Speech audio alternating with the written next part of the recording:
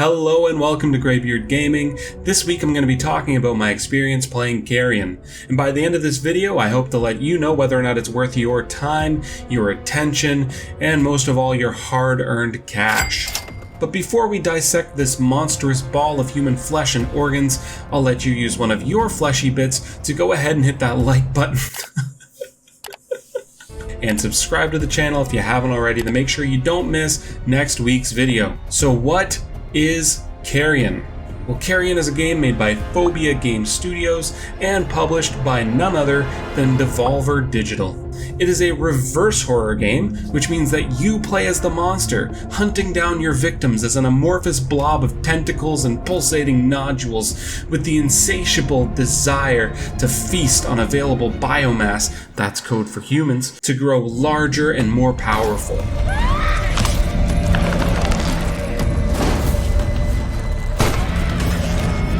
You'll spend the game traversing a side-scrolling 2D map, feasting on unsuspecting lab assistants, and fighting with everyone from a guy with a gun, to security, to full-on mechs later in the game. As you go, you'll gain power-ups that you'll need to use in order to solve basic puzzles to advance to further areas. Where this game really shines for me is in the movement design. As you don't got no legs, Well, you ain't got no legs, Lieutenant Dane. you gotta use your tentacles to get around. But you can't use WASD, you can't move faster with a knife. What are you doing with a knife? What do you mean? I'm faster with a knife. No, you have to just choose where you want to go, and the game figures out a way to get you there using the tentacles attaching to the walls around you. It seems to me that it's coded like basic pathing, much like you'd see in League of Legends or Diablo, where you choose an area, as long as it's valid, your character finds the simplest way to get there. But it seems that it's this, with the added complexity of all these tentacles, launching and grabbing onto things around you and propelling you forward.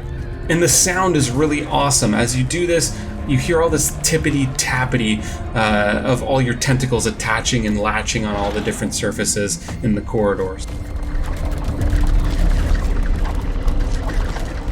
Speaking of sound, there's a lot of really cool sounds in this game. First, the way you eat people is disgusting and horrifying and awesome. Second, I really enjoy the score. It really suits the game, and it really keeps that kind of horror vibe going.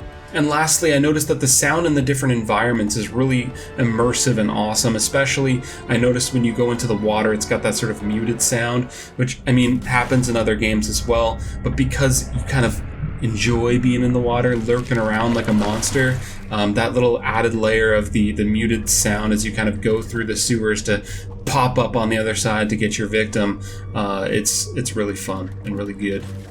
That being said, the game is a lot of fun, so much so that I had a little bit of difficulty pulling myself away from shooting the gameplay portion to come do the review itself, which is actually a pretty good sign.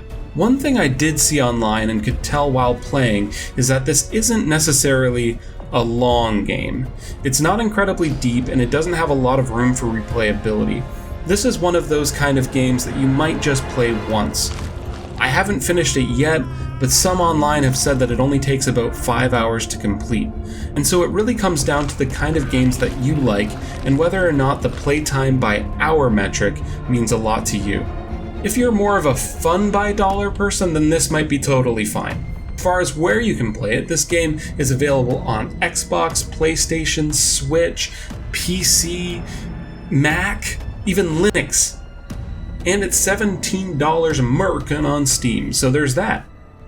And so with that being said, and knowing that I am a very frugal gamer who doesn't like to spend his dollars if he doesn't have to, I personally may wait for a sale for a kind of game like this to maybe come down to closer to $12 American.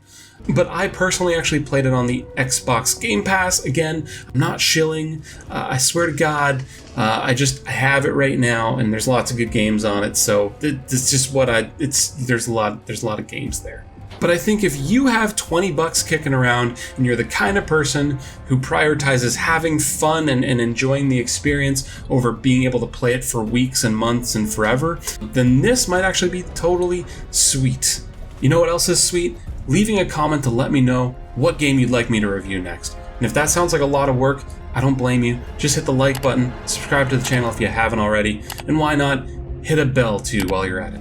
Thanks for watching. Graybeard, out.